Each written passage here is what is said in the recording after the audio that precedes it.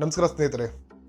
ಇತ್ತೀಚೆಗಷ್ಟೇ 75 ವರ್ಷದ ವ್ಯಕ್ತಿಯೊಬ್ಬರು 23 ವರ್ಷಗಳ ಹಿಂದೆ ನಡೆದಂತಹ ಕೊಲೆ ಪ್ರಕರಣದಲ್ಲಿ ಬಂಧಿತರಾಗ್ತಾರೆ. ಬಂಧಿತರಾದಂತಹ ಈ ವ್ಯಕ್ತಿಯ ಹೆಸರೇ ರಂಗಪ್ಪ.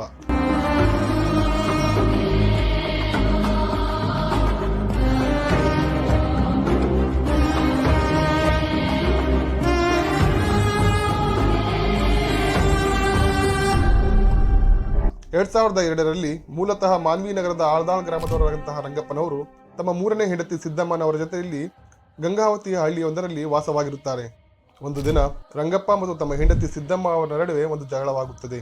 ಈ ಒಂದು ಜಗಳದಲ್ಲಿ ಸಿಟ್ಟಾಗಿದ್ದ ರಂಗಪ್ಪನವರು ತಮ್ಮ ಹೆಂಡತಿ ಸಿದ್ದಮ್ಮನವರ ಕೊಲೆಯನ್ನು ಮಾಡುತ್ತಾರೆ. ಕೊಲೆಯನ್ನು ಮಾಡಿದ ನಂತರ ತಮ್ಮ ಹೆಂಡತಿಯ ಶವವನ್ನು ಒಂದು ಗೋಣಿ ಚೀಲದಲ್ಲಿ ಕಟ್ಟಿ ಅದನ್ನು ಗಂಗಾವತಿ ಕಂಪ್ಲಿ ಬಸ್ಸಿನಲ್ಲಿ ಇಡುತ್ತಾರೆ. ಕಂಪ್ಲಿಗೆ ತಲುಪಿದ ನಂತರ ಆ ಒಂದು ಬಸ್ಸಿನ ಡ್ರೈವರ್ ಮತ್ತು ಕಂಡಕ್ಟರ್ ಆ ಒಂದು ಗೋಣಿ ಚೀಲವನ್ನು ಪರಿಶೀಲಿಸುತ್ತಾರೆ. ಅದರಲ್ಲಿ ಸಿದ್ದಮ್ಮನ ಮೃತದೇಹವನ್ನು ಕಂಡಂತಹ ಬಸ್ ಡ್ರೈವರ್ ಮತ್ತು ಕಂಡಕ್ಟರ್ ಗಂಗಾವತಿ ಪೊಲೀಸ್ ಠಾಣೆಗೆ ದೂರನ್ನು ನೀಡುತ್ತಾರೆ. ದೂರನ್ನು ಪಡೆದಂತಹ ಪೊಲೀಸರು ರಂಗಪ್ಪನಿಗಾಗಿ ಶೋಧ ಕಾರ್ಯವನ್ನು ನಡೆಸ್ತಾರೆ. ಆದರೆ ರಂಗಪ್ಪ 23 ವರ್ಷಗಳ ಕಾಲ ಬೇರೆ ಬೇರೆ ಹೆಸರಿನಲ್ಲಿ ಬೇರೆ ಬೇರೆ ಸ್ಥಳಗಳಲ್ಲಿ ಬೇರೆ ಬೇರೆ ಕೆಲಸಗಳನ್ನು ಮಾಡುತ್ತಾ ಪೊಲೀಸರಿಂದ ತಪ್ಪಿಸಿಕೊಳ್ಳುತ್ತಾನೆ.